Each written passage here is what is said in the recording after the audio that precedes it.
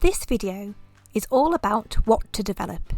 It will provide you with tips that will help you to complete the first two parts of your personal development plan. In other words, identifying your development needs and identifying your development goals.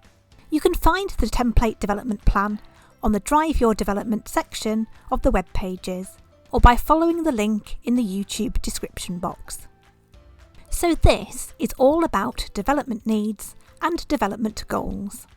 A development need is quite simply an element of performance that you need to develop. In other words, it's something that you would benefit from learning, practicing, trying out, broadening, deepening, improving, doing differently, or doing more of. The process of identifying your development needs is all about gaining clarity on where an investment of your time and energy in development will benefit your work performance and your career opportunities. One of the aims of completing your personal development plan is to pinpoint and record where you and your manager have agreed you should make this investment. For your time and energy to be worth investing, development activities should link to effective performance in your role. If you're looking to change roles, you will also need to consider development activities that link to effective performance in your target role. Effective performance can be broken down into different elements, such as behaviours, skills, and knowledge. There is a description of each of these in the Behaviours and Skills Audit video on the Understand Yourself section of the Career Development web pages. You can find out the elements of effective performance for your role by looking at the person specification that accompanies your job description, referring to your performance and development review documentation, and by talking to your manager.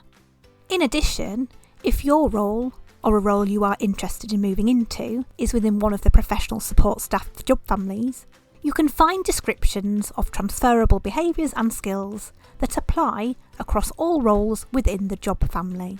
For the managerial, specialist, administrative job family, there are two documents to read.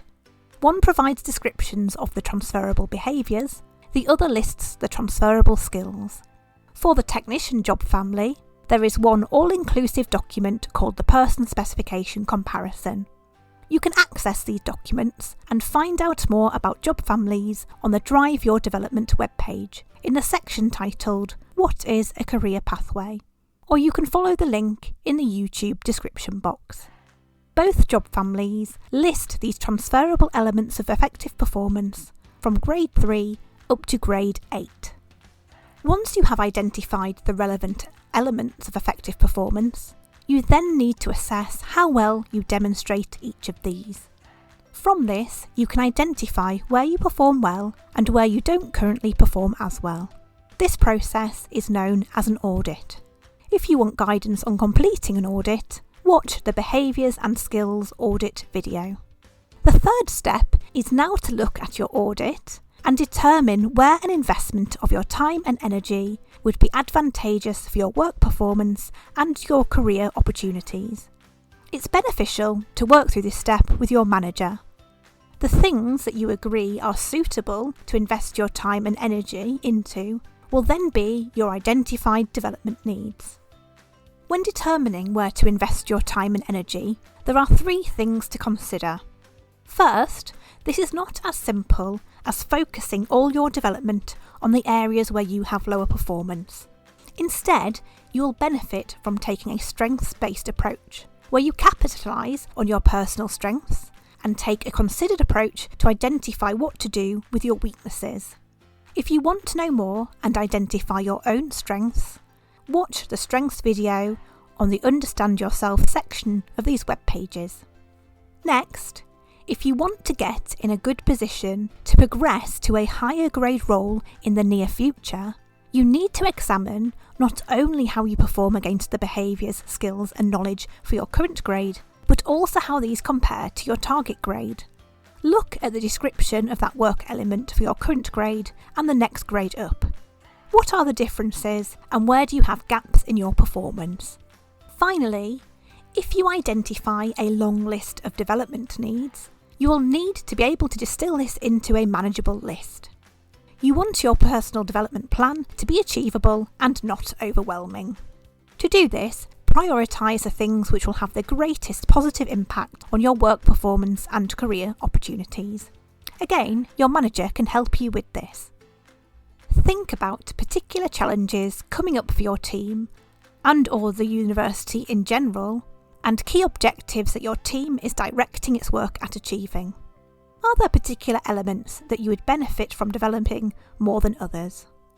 Now that you've identified and prioritised your development needs, you can enter your chosen development needs and goals onto your personal development plan, using the templates provided on the career development web pages.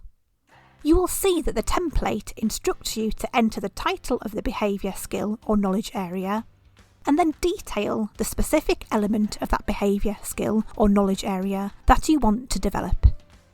Here, it's important to be as specific as possible. For example, if you've determined that you need to develop the behaviour works collaboratively with others, do you need to develop all aspects of this behaviour, or just some? Are there particular contexts where it's more important that you demonstrate this behaviour? Once you've entered your development needs onto your personal development plan, the next step is to enter a development goal for each of your development needs. Your goal is the desired outcome that you are aiming for. It needs to be specific and it needs to be measurable.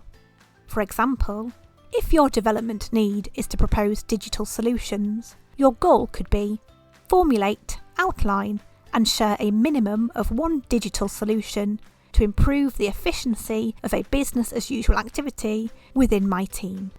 You can work in collaboration with your manager to identify and agree relevant and motivating development goals. Now that you have identified your development needs and goals, your next step is to identify how to develop. In other words, what development actions are you going to take? And what support will you seek to help you with this?